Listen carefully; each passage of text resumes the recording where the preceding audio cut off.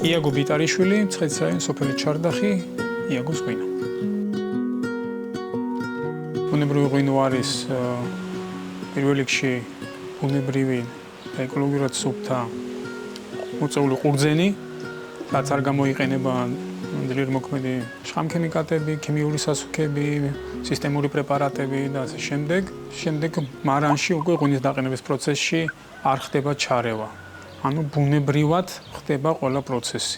მე ვფიქრობ, რომ ტრადიციული მეთოდი, ქვევში ღვინის დაყენების მეთოდი ყველაზე ახლოს არის ბუნებრივ ფილოსოფიასთან, რასაც ბუნებრივი ღვინო ქვია.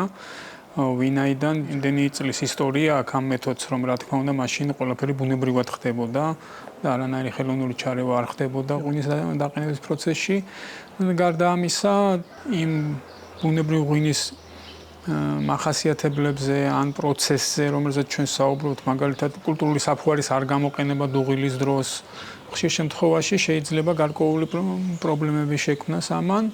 ხოლო როდესაც ვიყენებთ ჩვენ ტრადიციულ მეთოდს, ქვევში ღვინის დაყენების ტრადიციულ მეთოდს, თითქმის ეს პრობლემები მინიმუმამდეა დაყვანილი. ვინაიდან ტემპერატურა შენარჩუნებულია, ეს ყველაფერი მიწაშია, არ სცივამ ველურ საფუარს და უფრო აქტიური დუღილი მიდის და ყოველ შემთხვევაში მე ამ 20 წლის განმავლობაში არასდროს არ მქონია პრობლემა დუღილთან დაკავშირებით, როდესაც ქართული წესით, ანუ ქვევში ღვინის დაყენების წესით ვაკეთებთ ღვინოს.